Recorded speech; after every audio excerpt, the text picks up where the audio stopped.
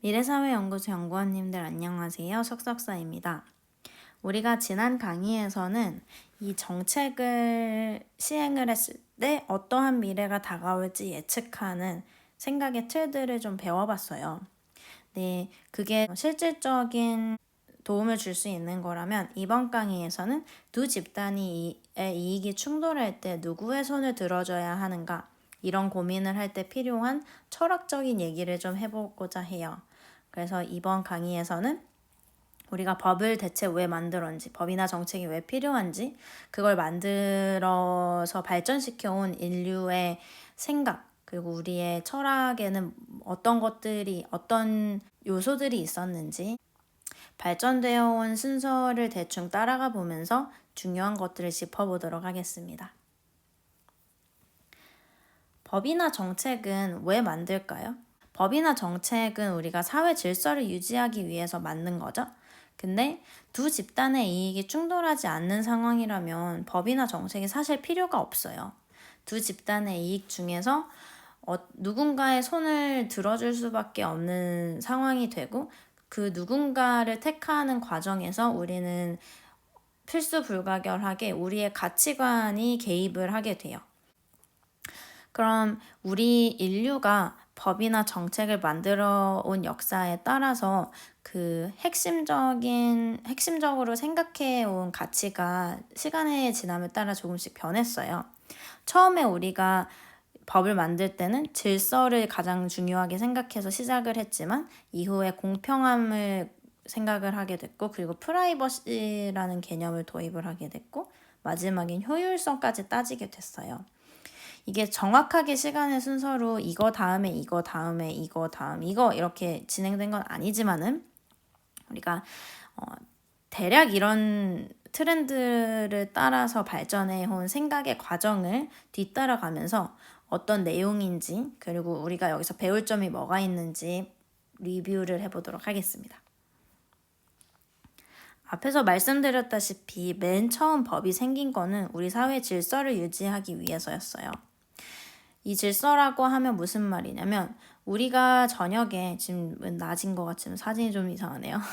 저녁에 베개맡에 머리를 대고 누워서 잘 때 내가 자는 동안 누군가가 여기 와가지고 날 해칠 거야 라는 생각을 하지 않고 편안하게 잠들 수 있도록 그렇게 하기 위해서 맨 처음에 고안된 사회적인 합의, 우리 사회 구성원들끼리 약속을 한 게 질서예요. 우리는 밖에 나가서 길을 걸어갈 때 저 반대편에서 모르는 사람, 타인, 완전 모르는 사람이 걸어와도 무섭다거나 도망가야 한다거나 내가 전투태세를 갖춰야 한다는 생각을 하지 않죠. 하지만 과거에 문명이 발달하기 이전의 사람들, 부족사회에서 사는 사람들은 타인이 있을 때 급격하게 경계를 해요. 왜냐면 저 사람이 나를 공격해서 나의 식량 자원 그리고 나마저 뺏어갈 수 있으니까. 근데 그렇지 않은 삶을 살게 된 데에는 이런 질서를 지키기 위한 법의 효과가 컸던 거죠. 그 다음으로 들어오는 개념이 이퀴티, 공평함이라는 개념이에요. 이퀴티는 요즘은 fairness라는 영어 단어로 쓰이기도 하는데 공평하게 평등하게 모두에게 대해주는 건데 이 뒤에 그림이 어디예요? 아테네 학당이죠. 아테네 학당에서 여기 빨간 옷 입은 플라톤이 있고 여기 아리스토텔레스가 있어요. 이 파란 옷 입은 아저씨가 했던 말이 있어요. 눈에는 눈, 이에는 이라는 말로 유명한데 비슷한 사람들은 비슷하게 대우받고 비슷하지 않은 사람들은 비슷하지 않게 대우받아야 한다라는 개념이 이 그리스 시대 때부터 존재했던 공평함에 대한 개념이에요. 그러니까 마치 이런 거죠. 나는 하루에 쌀을 3가마를 옮길 수 있어. 그러니까 나는 하루에 300원을 벌어. 그리고 너는 쌀을 하루에 1가마를 옮길 수 있어. 그러니까 너는 하루에 100원을 벌어. 일당이 300원이고 100원이야. 나랑 비슷하게 쌀 3가마니를 옮길 수 있는 다른 애는 300원을 벌어.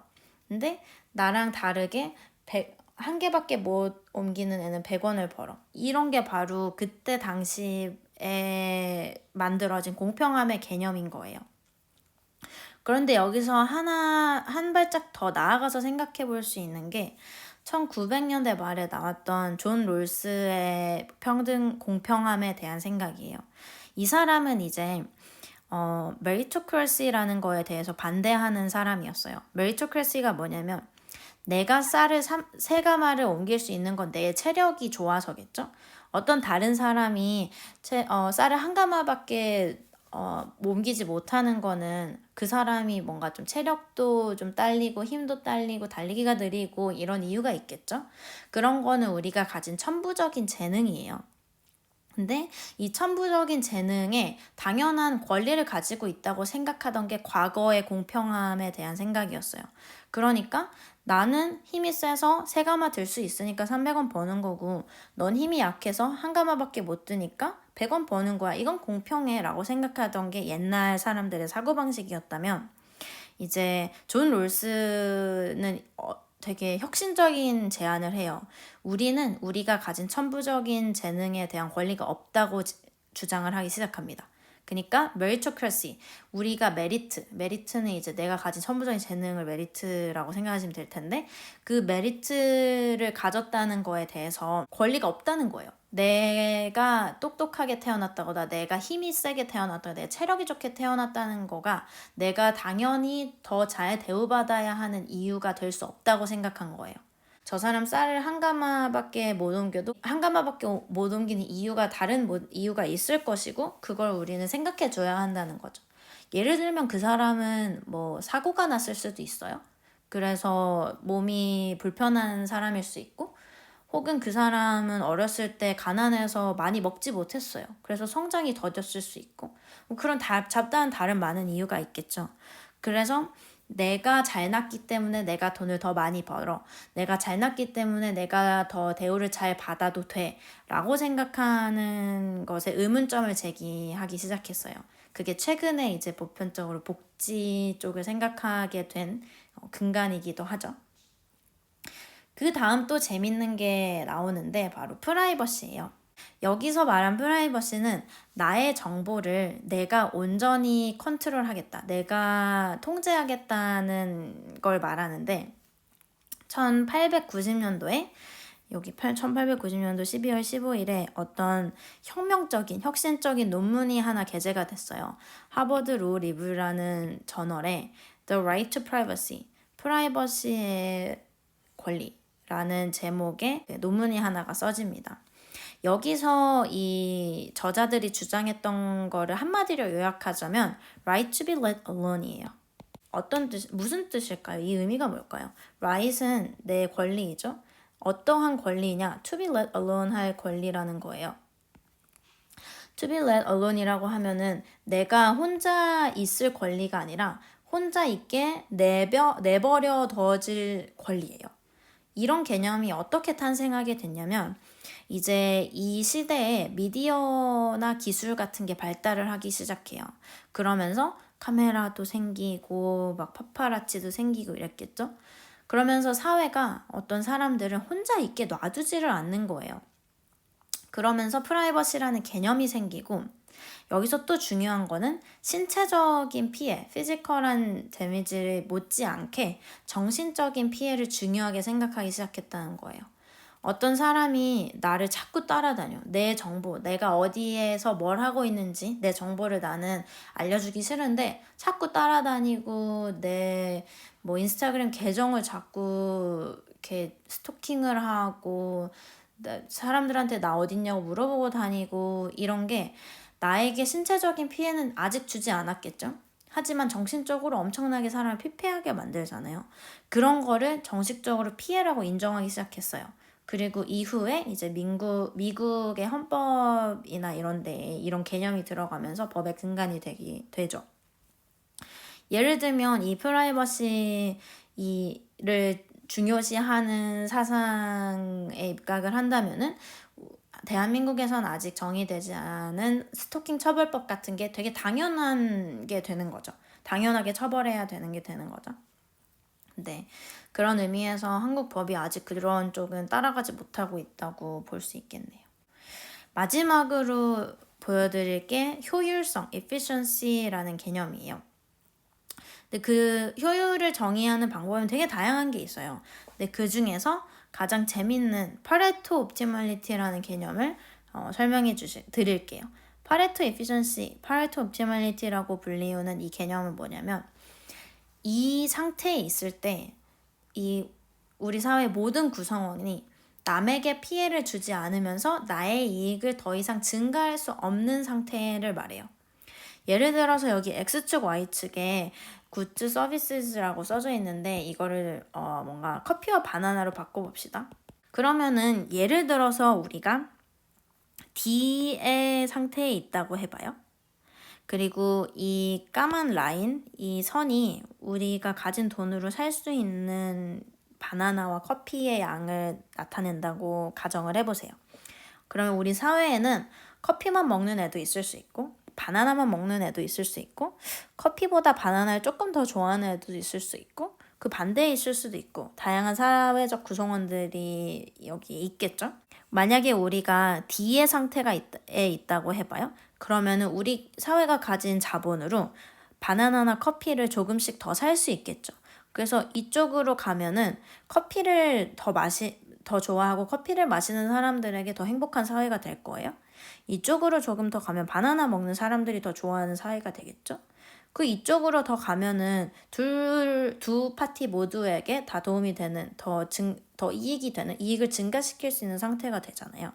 그러니까 이 D 자리에 있을 때는 파레토 efficiency가 아니다. 그래서 inefficient하다라고 말하는 거예요. 근데 예를 들어서 A나 B나 C의 상태에 있다고 해봐요. 그러면 내가 B의 상태에 있을 때 바나나를 먹고 싶어 하는 사람이 바나나를 더 먹고 싶어서 하나 더 사기 위해서는 커피를 조금 덜 살 수밖에 없죠.